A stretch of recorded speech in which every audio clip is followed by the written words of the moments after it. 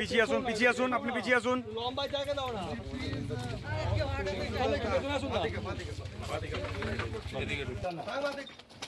যাবেন না, এখানে কিছু হয়নি, আপনারা যেতে পারেন। যা জানার বাইরে যাবেন, এখানে কিছু হয়নি। এখানে কিছু হয়নি, এখানে কিছু হয়নি, এখানে মার্ডার করার কিছু হয়নি, আপনি যেতে পারেন।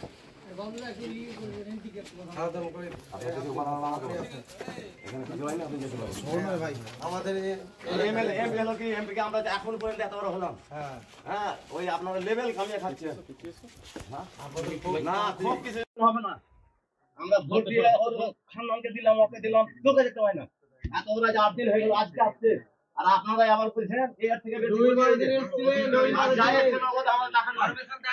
স্বাধীন এলো কি জন্য বললো, এর থেকে বেশি যেখানে ক্ষতি হয়েছে সেখানে যে দেখেন না, এখানে ক্ষতি হয়নি। আর কিছু বলার আছে কি? হ্যাঁ, যে বলে গেছে ওকে জিজ্ঞাসা করেন না, এখানে আমার বলার কিছু নাই, এখানে আমার ক্ষতি হয়নি। যেখানে বেশি ক্ষতি হয়েছে সেখানে যান, এখানে কেউ নাই। না না শোনার আমার দরকার নাই, আপনারা যেতে পারেন, এখানে কেউ নাই।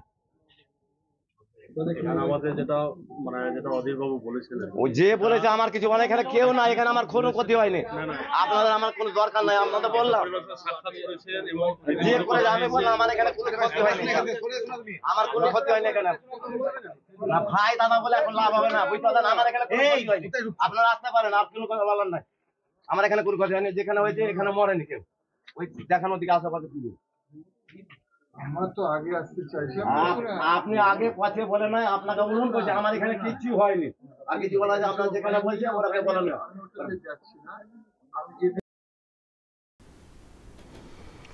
দর্শক, আজকে শামশেরগঞ্জে এই সব হয়েছে। কংগ্রেসের নেতা সভাপতি শুভঙ্কর সরকার এবং ওখানকার যিনি এমপি মালদা দক্ষিণের ঈশা খান চৌধুরী, ওনারা আজকে গিয়েছিলেন খতিয়ে দেখতে কী সব ক্ষতি হয়েছে। তো ওনাদেরকে বিক্ষোভের মুখে পড়তে হয়েছে, বাড়িতে ঢুকতে দেওয়া হয়নি।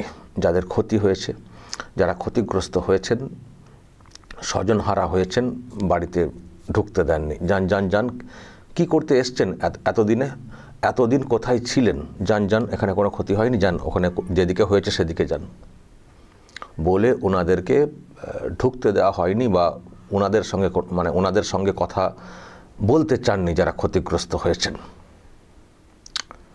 এই হচ্ছে অবস্থা। প্রিয় দর্শক, আমি শফিকুল ইসলাম এবং আপনারা দেখছেন আরামবাগ টিভি। আমি আজকে সকালের দিকে একটা ভিডিও করেছিলাম, সেটা হচ্ছে যে মালদা দক্ষিণের যিনি এমপি, যাকে দেখতে পাচ্ছেন ঈশা খান চৌধুরী, লম্বা করে সাদা চুল, আমি একটা ভিডিও করেছি সকালে। উনি যেটা করেছেন, উনি এলাকাতে যাননি, কি হয়েছে না হয়েছে খতিয়ে দেখতে যাননি, আজকে গেছেন। কিন্তু তার আগে উনি যেটা করেছেন সেটা হচ্ছে যে বিজেপির দুই নেতা অর্জুন সিং এবং বিজেপির যিনি সভাপতি রয়েছেন ডক্টর সুকান্ত মজুমদার, তাদের নামে অভিযোগ করে দিয়েছেন যে তারা উস্কানি দিয়েছেন, যার জন্য এই অশান্তি ইত্যাদি দিয়ে তাদের নামে অভিযোগ করে দিয়েছেন পুলিশে। তো আমি সকালে বলেছিলাম যে আপনি ওই অর্জুন সিং আর ওই সুকান্ত মজুমদার, এদের উস্কানি দেখতে পেলেন, শুনতে পেলেন, আর কারো কোনো উস্কানি দেখতে শুনতে পাননি? দর্শক শুনবেন, আমি আজকে সকালে একটা ভিডিও করেছি, সেখানে সিদ্দিকুল্লাহ চৌধুরী কি বলেছিলেন, মুখ্যমন্ত্রীর নাম করে কি বলেছিলেন। অনেকেই মনে করছেন যে অশান্তি হয়েছে ওই সব এলাকাতে, তার জন্য সিদ্দিকুল্লাহ চৌধুরী বা মুখ্যমন্ত্রীও দায়ী। অথচ ওনাদের কোনো বক্তব্য, অবস্থান ঈশা খান চৌধুরীর কাছে উস্কানি মনে হয়নি, উস্কানি মনে হয়েছে অর্জুন সিং আর ডক্টর সুকান্ত মজুমদারের বক্তব্যে। তো তাদের নামে থানাতে অভিযোগ করে দিয়েছেন। তো আজকে তারপরে এটা এসেছে বিকেলের দিকে, ওনারা এলাকাতে গিয়েছিলেন, তো গিয়ে এখন বিক্ষোভের মুখে পড়েছিলেন। শুভঙ্কর সরকার প্রদেশ কংগ্রেস সভাপতি রয়েছেন, উনিও বিক্ষোভের মুখে পড়েছিলেন। পুরো টিমটাই বিক্ষোভের মুখে পড়েছিল। পাত্তা দেননি এলাকার মানুষ, প্রশ্ন তুলেছেন যে কী করতে এসছেন। আর এই যে শামশেরগঞ্জ, এটা হচ্ছে মুর্শিদাবাদ জেলার একটা বিধানসভা, কিন্তু এটা মালদা দক্ষিণ যে লোকসভা কেন্দ্র তার মধ্যে পড়ে। তো তার মানে ঈশা খান চৌধুরী ওখানকার এমপি। তো এলাকার মানুষের প্রশ্ন যে আসেননি কেন, খতিয়ে দেখতে আসেননি কেন, আজকে এসছেন, যান। আমার মনে হয় দর্শক, এলাকার মানুষের মধ্যে একটা অন্য ক্ষোভ তৈরি হয়েছে এবং ওই যেটা আমি বলছিলাম যে সকালে যেটা করেছি, এটা গতকালকের ব্যাপার। ওনারা আবার এসব করে ছবি টবি ফেসবুকে ছেড়েওছেন। হয়তো এইসব দেখে আরও ক্ষোভটা জন্মেছে যে এখানে হিন্দুরা আক্রান্ত হচ্ছেন, সনাতনী হিন্দুরা আক্রান্ত হচ্ছেন। তো যাদের দ্বারা আক্রান্ত তাদের বিরুদ্ধে ব্যবস্থা নেওয়ার মতো কোনো পদক্ষেপ দেখা গেল না। কোথায় বিজেপির দুই নেতা কি বলেছেন, এবং যারা বলেছেন তারা তো মানে ঘটনা ঘটে যাওয়ার পরে পাল্টা রিয়াকশান হিসেবে বলেছেন, তাদের বিরুদ্ধে অভিযোগ করে বসে রয়েছেন। যাদের জন্য ঘটনা ঘটলো, যাদের উস্কানি, যারা ডিরেক্টলি এখানে এসে ঘটনাগুলো ঘটিয়েছে, তাদের বিরুদ্ধে কোনো ব্যবস্থা নেই। আমার মনে হয় এটাও মানে এইসবও মানে ক্ষোভের সঞ্চারটা ঘটিয়েছে যে আপনি অভিযোগ করে বসছেন অমকে তমকের নামে, কিন্তু আমরা তো এখানে জানি যে আমরা কাদের দ্বারা ভুক্তভোগী, তাদের বিরুদ্ধে কোনো ব্যবস্থা নেই। আজকে এসছেন আবার আহা উহু করতে, আদিক্ষেতা করতে, কথা শুনতে। কি কথা শুনবেন? ওদিকে তো কি কথা বলছেন, এখানে কথা শুনতে এসছেন। যান, এখানে কোনো দরকার নেই আপনাদেরকে, যান, আমাদের এখানে কোনো ক্ষতি হয়নি, কোথায় হয়েছে দেখে নিন। ডিরেক্টলি মুখের ওপরে এইভাবে না করে দিয়েছেন এলাকার মানুষ যারা ক্ষতিগ্রস্ত হয়েছেন, স্বজনহারা হয়েছেন। তারা খুবই লজ্জার ঈশা খান চৌধুরীর কাছে, লোকাল এমপি, তারা কথা বলতে পারেনি, তাদেরকে কেউ পাত্তা দিচ্ছেন না। ক্ষতিগ্রস্ত হয়ে যাওয়ার পরেও এটা বুঝতে হবে যে কেন তারা এই রকম জায়গাতে এসছেন। আর শুভঙ্কর সরকারের একটা বক্তব্য আমি শুনছিলাম একটি মিডিয়াতে, উনি আবার বলেছেন যে না, এখানে ওই রকম হিন্দু মুসলিম ব্যাপারটা যে পুরোপুরি হতো তাহলে তো হিন্দুদেরও আরও অনেকের ঘর থাকতো না, তাহলে তো সবার ঘর ভেঙে দেওয়া হতো। এখানে একটা অন্য কোনো ব্যাপার আছে।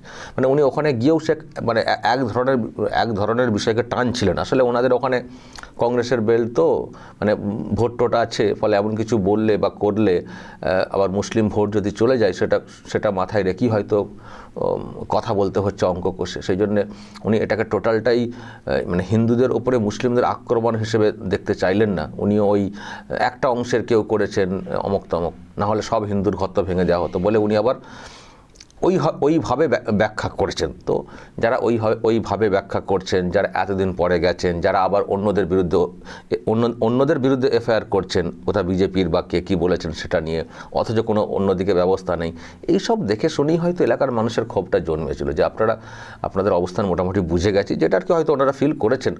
ওখানেও তো চর্চা হচ্ছে। আমি যেমন এখানে বসে ভিডিও করছি যে শুধু অর্জুন সিং আর ওই সুকান্ত মজুমদার এদের কি দেখতে পেলেন? ঈশা খান চৌধুরী, সিদ্দিকুল্লাহ বা অন্যদের তৃণমূল কংগ্রেসের কাউকে উস্কানি দিতে দেখলেন না?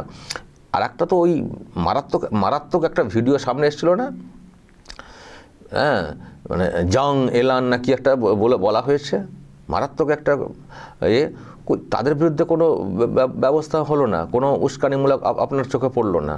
কে অর্জুন সিং আর সুকান্ত মজুমদার তার নামে অভিযোগ করে বসেছেন। আমার মনে হচ্ছে এইসব নিয়ে ওখানেও চর্চা হয়েছে যে তারপরে এখানকার যিনি এমপি রয়েছেন ওই হতে পারেন কংগ্রেসের, হয়তো তৃণমূল কংগ্রেসের না, কিন্তু সব একই গোত্রের, এটা মানে কোথাও মনে হয়েছে। হয়তো সেই জন্যই এমপি হলেও পাত্তা দেননি আর কি, কথা বলতে চাইলেন না এলাকার মানুষ, ওনাকে ফিরিয়ে দিলেন। দর্শক বলবেন যদি আপনাদের এই নিয়ে আরও কিছু বলার থাকে অবশ্যই বলবেন, কমেন্ট বক্সে নজর রাখবেন আরামবাগ টিভিতে।